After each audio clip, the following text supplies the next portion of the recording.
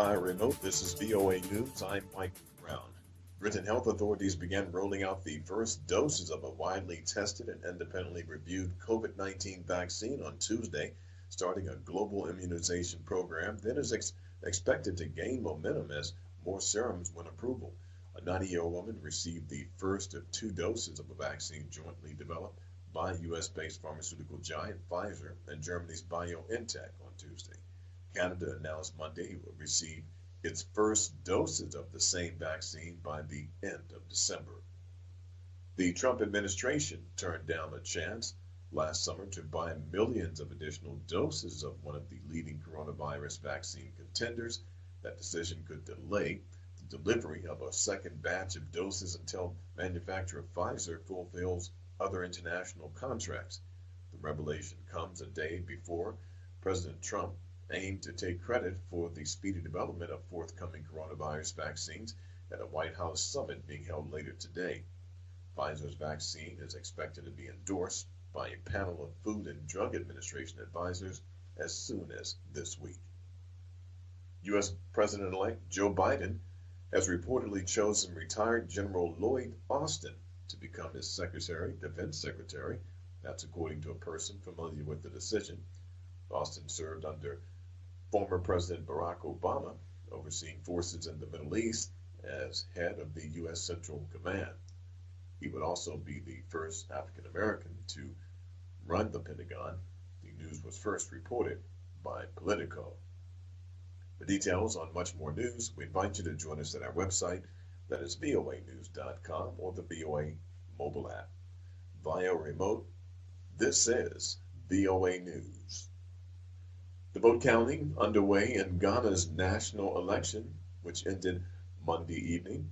The polls represents a tight battle between President Nana Akufo-Addo of the new Patriotic Party and his rival John Mahama of the National Democratic Congress Party.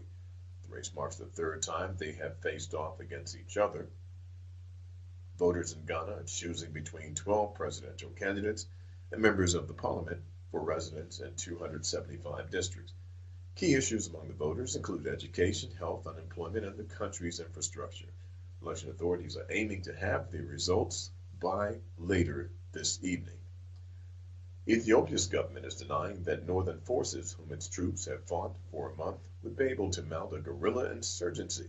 Federal troops have seized the regional capital from the former local ruling party, the Tigray People's Liberation Front, and declared an end to their month-long offensive.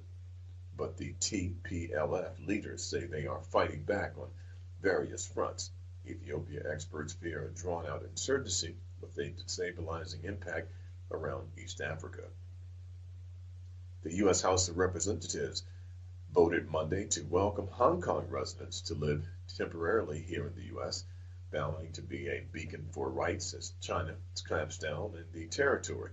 The House moved by consensus to issue a so-called temporary protective status for 5 years to Hong Kong residents, meaning that people from the financial hub will have the right to work here in the United States and will not be subject to deportation.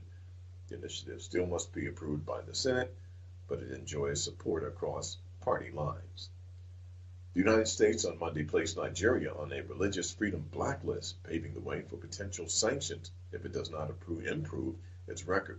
Secretary of State Mike Pompeo did not elaborate on the reasons for including Nigeria, which has a delicate balance between Muslims and Christians. Other nations on the blacklist include Myanmar and North Korea. The United States said Monday that the legislative elections held in Venezuela on Sunday, in which President Nicolas Maduro's socialist political alliance is set to gain control of the National Assembly, were a sham. The National Assembly is the last of the country's branches of government where the U.S.-backed opposition held sway.